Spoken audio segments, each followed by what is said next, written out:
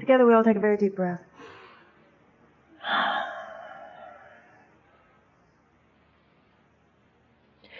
We see in the middle of our mind a little ball of golden light. We watch this light as it begins to grow larger and larger, until now it covers the entire inner vision of our mind.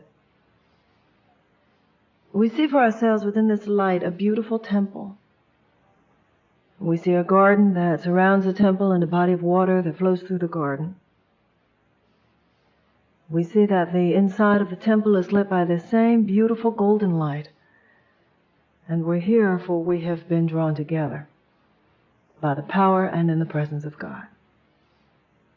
We devote our time spent together and all of our relationships to one another, to Him. We ask that His Holy Spirit, which is within us, so guide our thoughts, our feelings, our perceptions of all things, that we might grow to become happier and more peaceful and more loving human beings. Thank you very much. Together we all say, Amen.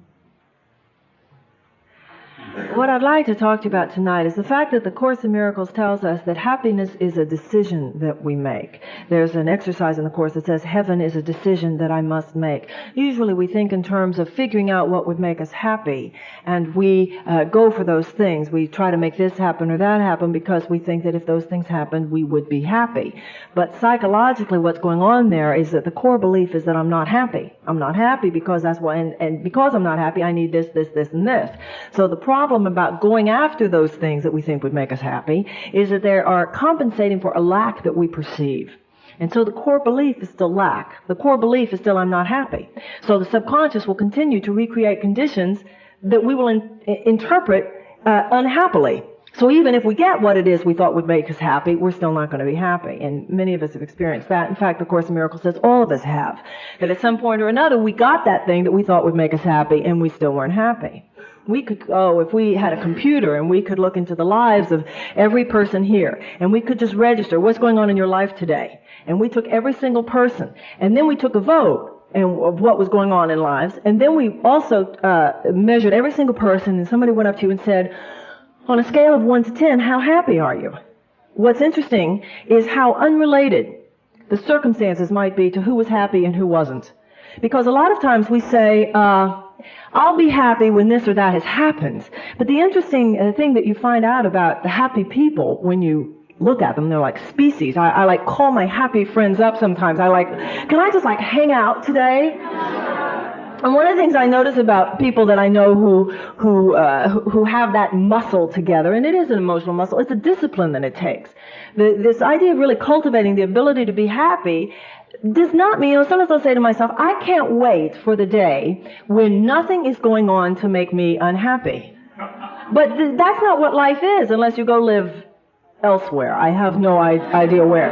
But if you have any life that's going on, that's got any kind of dynamic movement to it or growth to it, and particularly growth to it, because growth works in the way that, the top of one mountain is the bottom of the next. Never seems like you really get to rest on your laurels, do you? You think you have it together in some area, and you're just really sailing, and the universe says, ooh, you're good. Can you take that? There's always something new. So there's always something going on that if you wanted to interpret in such a way that you would feel crushed, you could. So the growth to happiness does not mean that more happy things happen, but that so much. Obviously it's easier to be happy when things are going well. But still the muscle that the Course in Miracles says we're responsible for is one in which our minds develop the capacity to concentrate on the things that can make us happy today and to hold the things which could make us miserable on any given day in a category which says does not matter at the moment.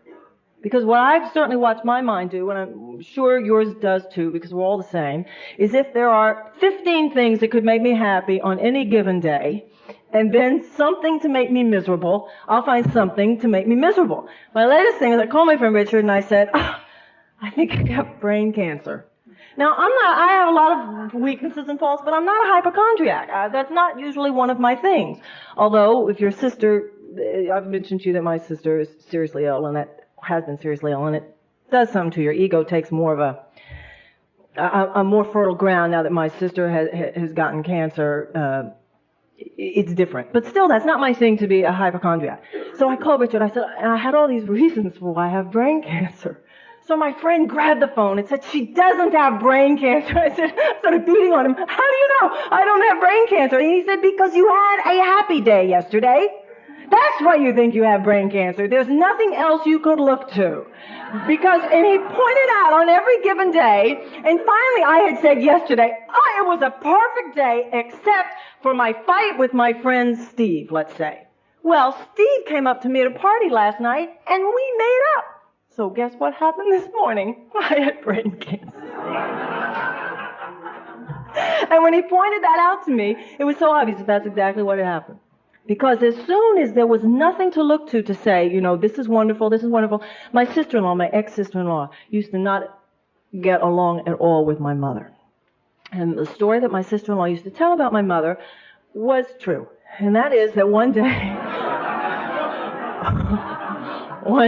my ex-sister-in-law had spent the whole day, she had bought a store, children's books, and she was painting the store all day. She was remodeling and doing all, to fix up the place.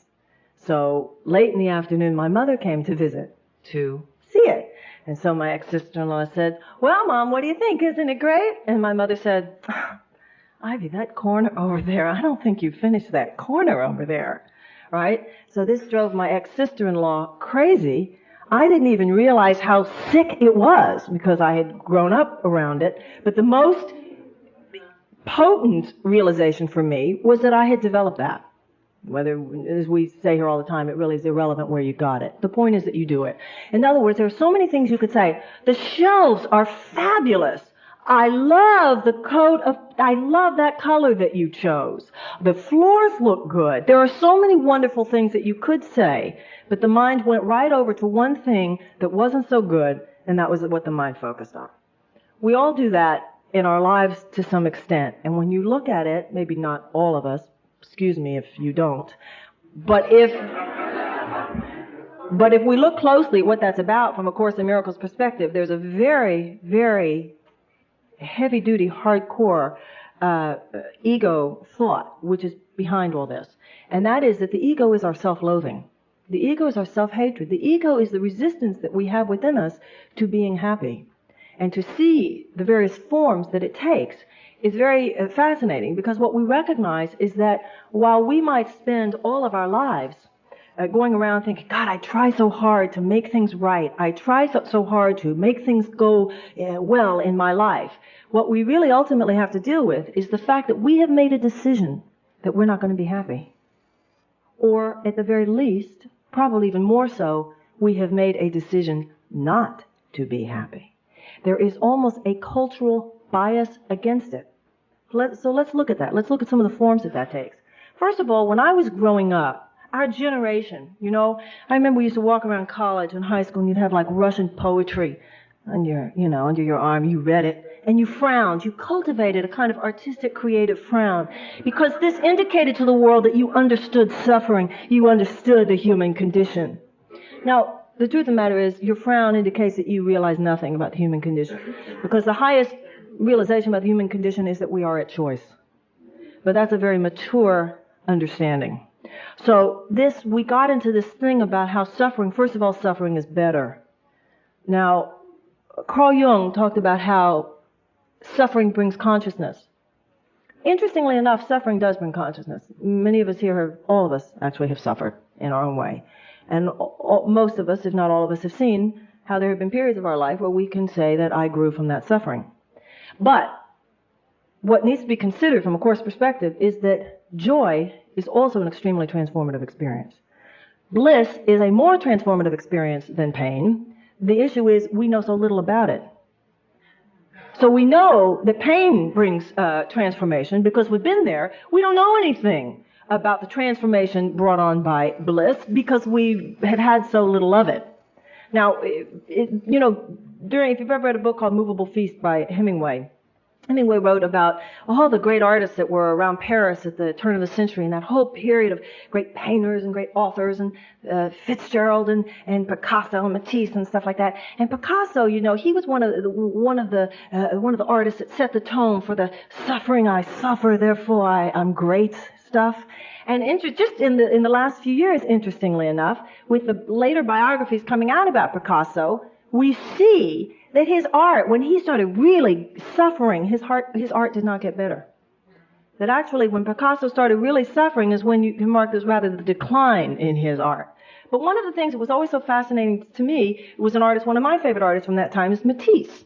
But in the dialogue and in the writings and all that personal stuff in the journals and the books by people like Hemingway about those artists at that time, one of the really interesting things was that Matisse stood out because he was happy. And even though the whole sort of zeitgeist of that time, you know, pre-wars, the pre-World War, and all the stuff going on in the world was this honoring of suffering, this philosophical, aesthetic honoring of suffering. My art comes from my suffering. Matisse was just standing there saying, I'm happy, right? And I don't know what you guys are so. And Picasso, you say, Matisse, he's always smiling, right?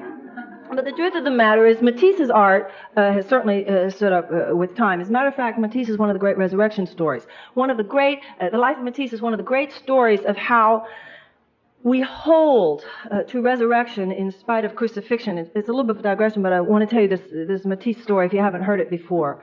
When Matisse got very old, he got arthritis so badly in his hands that he could no longer hold a paintbrush. Now, imagine. Just like Beethoven not being able to hear. Imagine if you were, and you are, on whatever level, you are great. But imagine if that vehicle that you think of as the place where you give your gift and experience your gift and experience the joy and the satisfaction that giving gives to you and others. Imagine if that vehicle were denied you. So imagine being a great painter and no longer being able to hold a paintbrush. Now, this is exactly what we're talking about. We're talking about whether or not joy is circumstance dependent. Now, a lot of, in a way, lesser personalities would have just been completely destroyed by that. What Matisse found out was that even though he could not hold a paintbrush, he could hold those little scissors like elementary school children use. And so even though he couldn't paint anymore, he could, using those scissors, cut out color paper. And you've all seen Matisse's paper cutouts because they turned out to be one of the very greatest periods in his art. We've all seen the pictures of Matisse's color paper cutouts, which were done because he could no longer hold a paintbrush. So he held, the whole idea here is that if we have a space internally that we hold to, that circumstances will come around to uphold the space, the internal space that we have committed to. The ego has it the opposite. The ego says, I will be in that emotional space when I get what I want. I'd be happy if I could hold a paintbrush. But Matisse wasn't going to say he was going to be happy if he could hold a paintbrush. But how interesting that he's someone who was famous for years for going around demonstrating to everyone around him that he had a commitment to happiness. And obviously his commitment to happiness, I mean, does that mean that Picasso had things to suffer about and Matisse didn't have things to suffer about? That's the whole point here. No, Matisse's life was probably very similar in a lot of ways to Picasso's life. But there was, for whatever reason, a commitment on his part to be happy anyway. I remember a friend saying to me once in my life many years ago, he said, you know, Marianne, it's more difficult to smile. Because, you know, I cultivated that frown. You know, I understood the human condition, right? To recognize that that's true. The work that it takes to be happy. See, we brought another thing we had, because a lot of us grew up in the 50s and stuff, we thought any smile was a fake smile. So that we really did develop, you know, you used to hear people, and sometimes you still do, I don't want to go to therapy, I don't want to get sober, because my creativity is tied up with my dark side. Right? My angst feeds my creativity. Now, let's look at that, because even though we laugh about it, part of the laughter is nervous laughter, because we do have, you know, the Course in Miracles says, beware the danger of an uninvestigated belief, of a hidden belief. This reasons that we have, all of us, that we just don't think it would be quite right to be happy. And when we say it's not quite right to be happy, same thing as saying for whatever reason we have a resistance to letting ourselves have joy in whatever form that it might appear. And these hidden beliefs, one of them, once again, this business, that somehow our creativity is tied to our dark side. Well, let's talk about that, how that works. Especially creative people, artists say that all the time. But one of the things, as we've discussed here before, a person who is a creative artist, such as a painter or a writer or a musician, is really, everybody's life is the creative life. So when you read the laws of aesthetics and if you read about great artists and the lives of great artists, they apply to all of us. You might not be a singer, you might not be a writer, but the creative life, as they say in the occult tradition, there is no higher art than living our lives. As a matter of fact, our whole characters, our personalities are like a character, aren't they? That we're always inventing, that we're always drawing for ourselves. Your life is a movie, and you are the producer, and you are the director, and you are the star. Interestingly enough, if you take a script and you give the same script to two actors, this is a perfect demonstration of how the way we play life has very little to do with what happens in the script that we're given. Because you otherwise it wouldn't matter who played the part. You can have a great screenplay or a great play, but it's going to make a lot of difference who plays the part. Because the actor's going to make decisions about how those same lines are read. Different actors are going to make decisions how that same script is played out. One actor will decide to scream that line. Another actor is going to decide to say that line following a long silence. And then when they speak, it will be practically whisper. And that decision, it will be the same line, but the decision that the actor makes will make all the difference in the world. Same with our lives. So we're all creating all the time. And so it's not the script that we're given, but what we decide to do with it. Now, this business about the creative life and how much we need our darkness, our angst, to be part of the creativity that we're into, we've all suffered. Unless you're, I'm 38 years old, I've known a lot of people, and I've lived a lot of life myself, as we all have. I don't know anybody who hasn't. So we've all seen darkness. I don't know about you. I don't think I need to experience anymore. I have enough to draw on. I have enough memories to draw on. Okay? And this is a big place to get to in your life. To have a commitment to that. I've suffered enough. Thank you. Like you gotta know the suffering of people. You know the suffering of people, right? You really don't need to see the 6 o'clock news anymore. You got it, right? Because it is the same old stuff over and over again. Now let's talk about that relation to being on the earth and being a creative person. Well, if you look at a great movie, or you look at a great novel, or you look at a great piece of art, often they include darkness, but in a way that exorcises it and leads us beyond it to the light. Take a movie like The Mission. Take a movie like Dances with Wolves. They show us the darkness, but they also point beyond the darkness, which always has to do with the direction of resurrection, which always has to do with in the direction of the human capacity to do it differently, which is all that the resurrection is. Resurrection is the power of God demonstrated on this earth through human beings who choose to demonstrate it. Now, a movie, a book, whatever, that only shows us the darkness, but doesn't give any indication of resurrection at the end. That's not art. That's bad art, and it's bad theology too. And much Christianity is like that, where the ego has so concentrated on the crucifixion, it never gets around to the real point of it, which is the resurrection. So it's interesting because a lot of people who would say, I'm very liberal in my religious beliefs, and I'm not into all this guilt and suffering crucifixion business, very much are in their own lives. Because when we choose suffering, when we choose in our own lives to rest on that which is dark, this means that we are choosing crucifixion in our own lives. I know for myself, my most creative periods and the things that have come out of me have not been when I was suffering. They've been when I was no longer suffering, but I could remember the suffering, right? Because the truth of the matter is, when you're suffering, God can't use you as much. You're too depressed. A happy person has more energy. And so does a person who's not worrying about the bills all the time. So is a person who's not worrying about all the stuff that we worry about. And you really do get to see that the reason the ego mind is always constructing circumstances, The subconscious is always in conspiracy with the ego. There's always something to make us miserable about.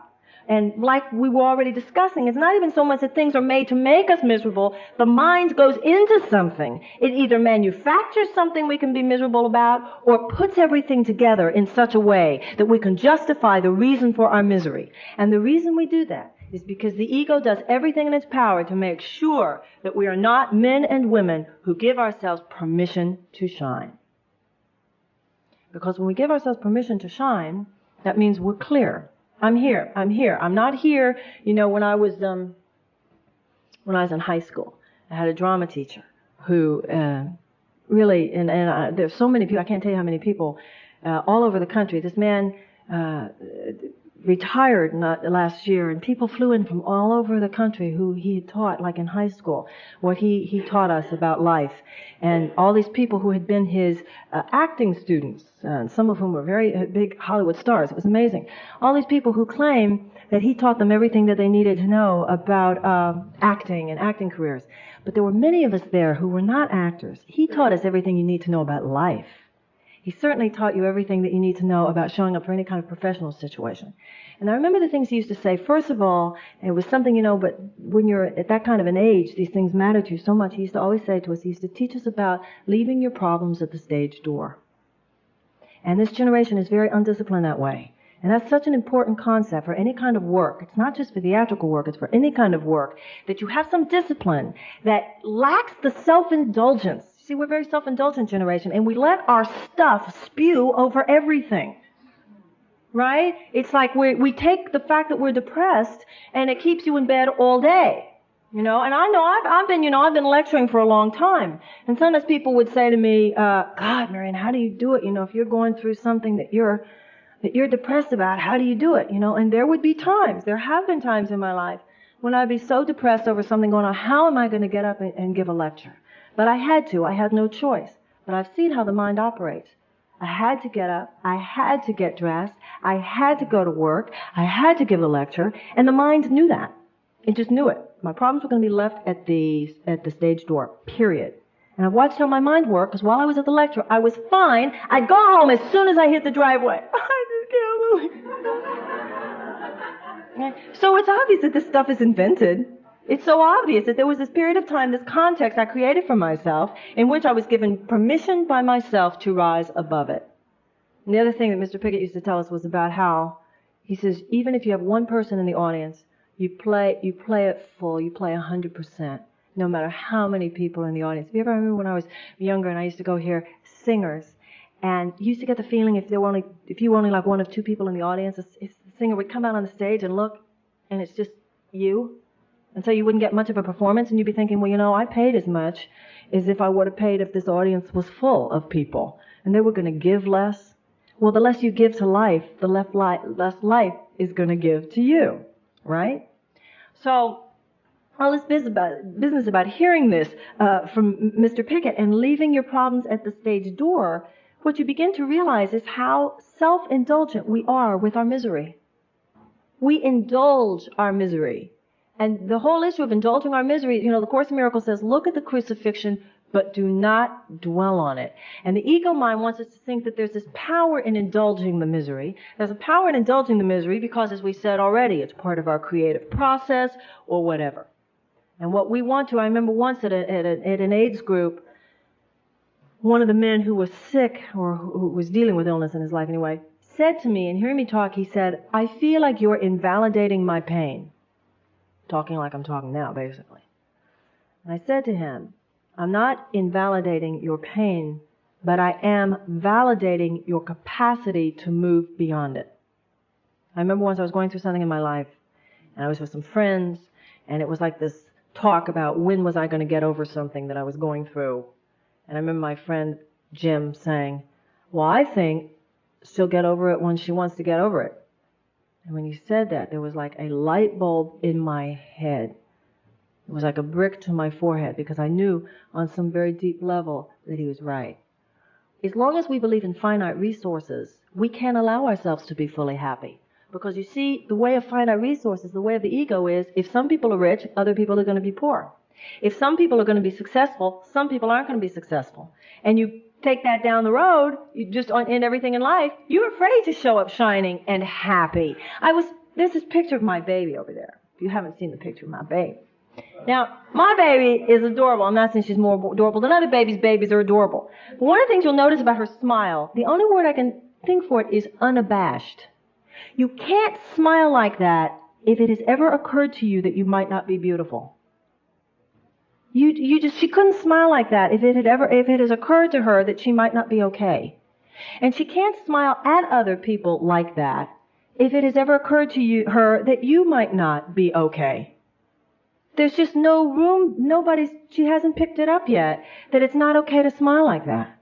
So the smile is just, but she not only does she smile that way, she's also given permission to smile that way. Many of you might remember, I don't know if you were in the room. Do you remember once, in fact, you're here, because I saw you a few minutes ago. Bettina, I saw you here. Remember the night you sang?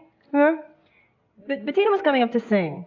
And before she sang, there was a little girl, like a 4-year-old or something, who came up and sang a very beautiful song. And she was so adorable. Everybody, yay! Right? And then Bettina came up. I don't know how old you are. You're a young woman. And Bettina's very beautiful. And she also sang a very beautiful song.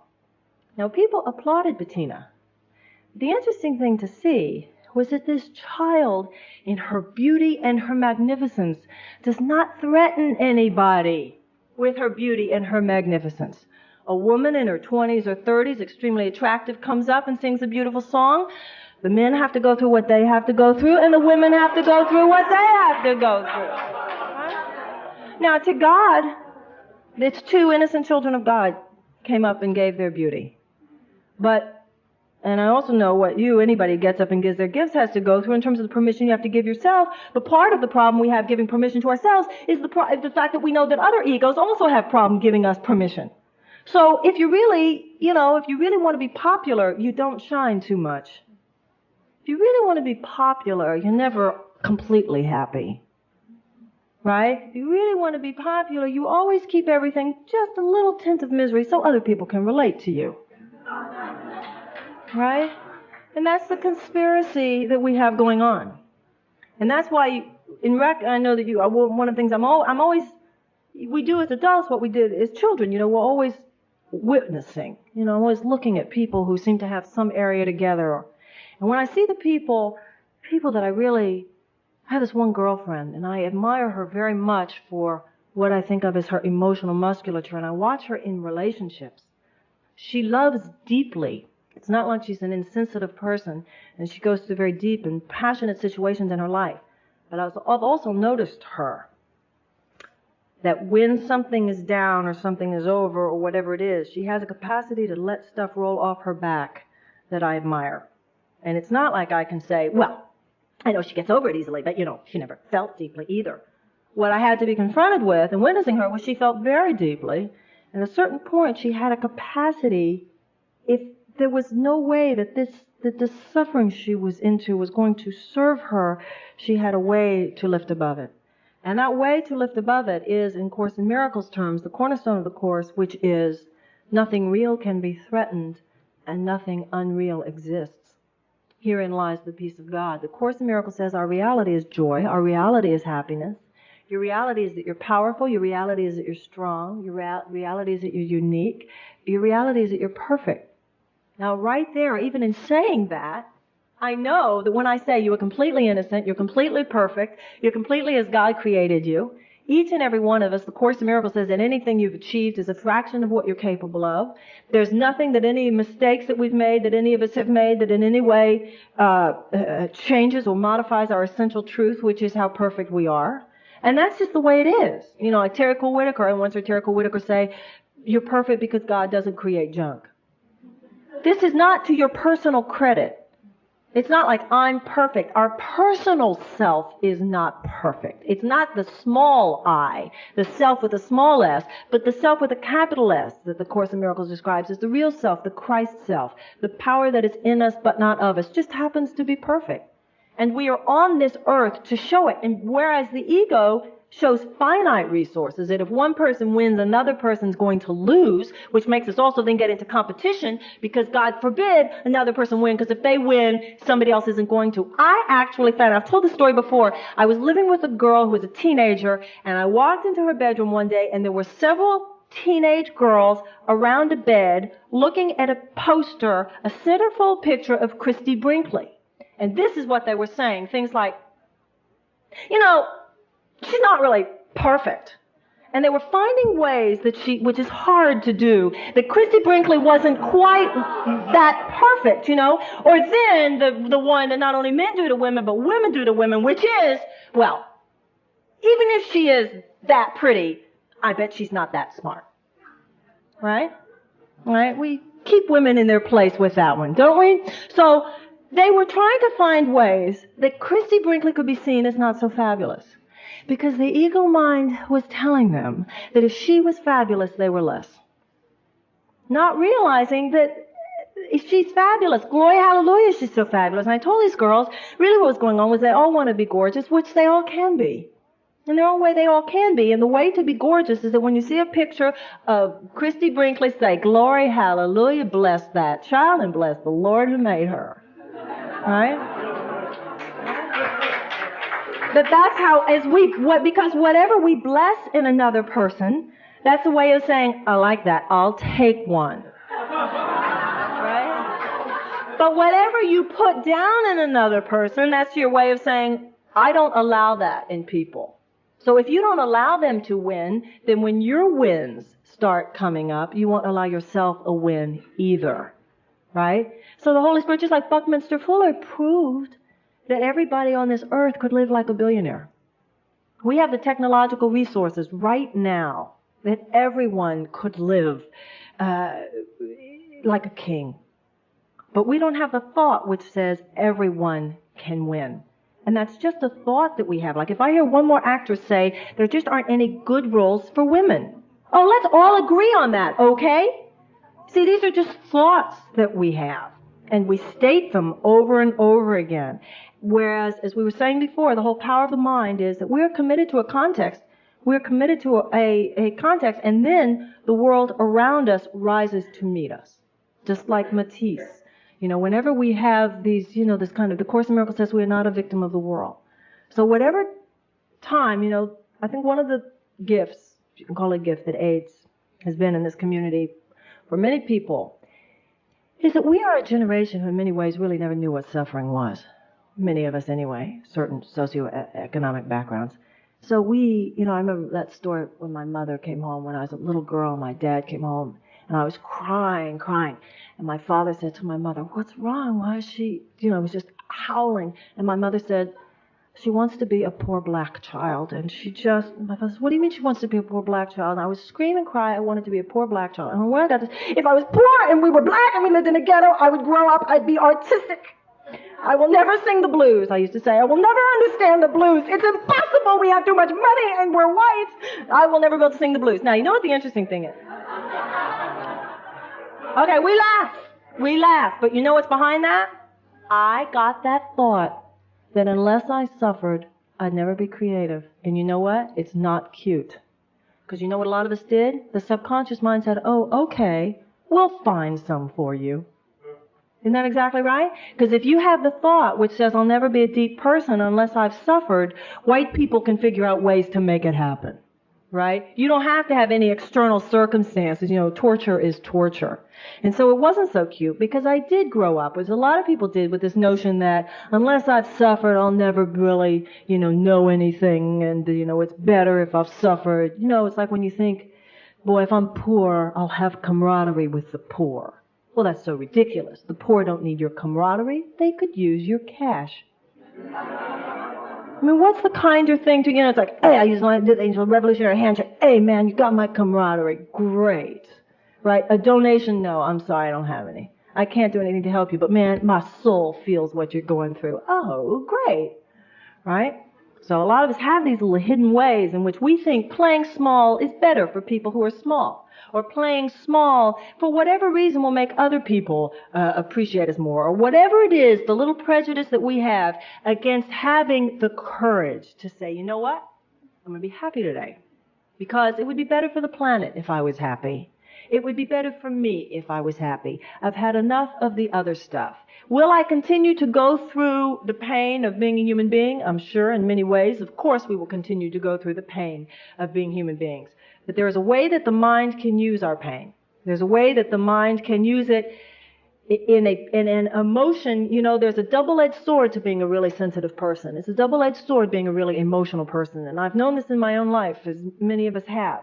My deep emotions about things, in fact, I feel things deeply, have certainly fueled some of the best I've been capable of, but my deep feelings about things have also fueled some of my most neurotic moments and some of my most wasted years. Right? And so really holding our lives in such a way that we make a commitment to being happy. We make a commitment to being in a place, like I said, those people that I've witnessed, and when I'm in that place, what I see happens is not that things don't happen. It's that there is a way in which certain things do not get my attention. And a life of faith enables that to happen. Because if it's not love, it's simply something in process. If your relationship is breaking up, if you're heartbroken, that's why we're here. That's why we study all this kind of stuff. If it's not of truth, if it's not of joy, if it's not of love, if it's not of perfection, it's temporary. It's temporary. God's on the case. To concentrate on the darkness only keeps the darkness in place for a longer period of time. The Course in Miracles is, as the Bible says, blessed are those who have faith who cannot see. Sometimes a pilot has to fly on instruments. He knows the ground is down there. The visibility is very poor. He cannot see the ground. And in that moment, he has to fly on instruments. Sometimes we're sad. Sometimes someone's sick. Sometimes someone has died. Sometimes people are in conflict. Sometimes people have argued. Sometimes we don't have a job. Sometimes we don't have any money. Those are the times we have to fly on instruments. We have to have faith. Blessed are those who have faith who cannot see. Times we have to say, God, I can't really see why I should be happy. But I at least intellectually know that that doesn't mean that there's not a reason to be happy. The reason to be happy is that this is simply a situation in process. That's all that it is. And the miracle here is a shift in my mind from my agreement with the tragedy to instead my agreement with the Holy Spirit within me, that no matter what the conflict, it will be resolved. This person loves me even if they don't know they love me. I love them even though I might not feel at the moment like I do. This sickness is merely an aberration and there is love and healing behind it. And the greatest service that I can do to myself and to the world around me is to invoke the light in the midst of darkness. In the Jewish Book of Wisdom, which is called the Talmud, it is asked, what is the Jew to do in the time of the greatest darkness? And what the Talmud says to the Jew is, during the time of the greatest darkness, act as if the light had already come. You have a commitment to light. You have a commitment to happiness. And this invokes it. And one of the ways it invokes it in conclusion is this. We all know this from our friends. Let's say you have a really miserable friend. And let's say that friend is really like so depressed. And will you call me when you get home because I'm so depressed? And do you think you could come over? Once is fine. It's what it means to be a friend. Twice is what it means to be a friend. But after a few times, you just feel this person is sucking at your energy. Now, what about your friends who you know are going through this? But they have something in them. They're not lying about what they're going through. They're not in denial about what they're going through. But their energy, you feel the energy of a person willing to go through it. Willing to work through it. You want to help. Isn't that right? Because you're not picking up from them a commitment to the tragedy. You're picking up from them, yeah, I'm going through it, but I'm willing not to be. I got to tell you something. I've worked with a lot of people who have AIDS. And I know people who have AIDS who bitch less than some people these days because mommy didn't give me piano lessons. And that's the truth. Because these days there's so much in the air that has to do with finding what I can be miserable about. And then when you see people who are truly dealing with things that bring real perspective in your life when you're around it, because you see things that really could cause heartbreak, but you see these people struggling and using every emotional muscle that they have available to them to keep them up because they know that their very lives depend upon it. You are humbled sometimes in the presence of these people. Louise Hay, we have so much to be grateful to Louise Hay for. She has done. People have no idea what that woman has done. Because as soon as AIDS came on the scene, Louise Hay, in such a powerful way, put it out there, no self-pity. She just created such a context around AIDS, which is, that will not help us to sink into this. Let's rise above it. And incredible things happen, things which affect the psychoimmunological factor. They have now proven that people who have been diagnosed with terminal illnesses live twice as long when they attend support groups. Support groups, real support groups, are not where you are supported in seeing how terrible this is. Real support groups are when we are supported to see how no matter what the disease, no matter what the condition, no matter what the circumstance is in our lives, nothing outside of us can diminish our capacity to give love. Nothing outside of us can diminish our capacity to receive love. Sometimes it's those situations in our lives which are the most painful, which are the greatest opportunities for us to learn what it means to expand our hearts. And ultimately, the only real joy in life is to be a person with an expanded heart. That's the only thing ultimately which enables us to have joy. The only way we can really be happy, the Course in Miracles says, is not when things go the way we want them to go. The only way to really be happy, the Course in Miracles says, is when we become people for whom it doesn't really matter how things go today, because we have decided to be happy. Thank you very much. Amen.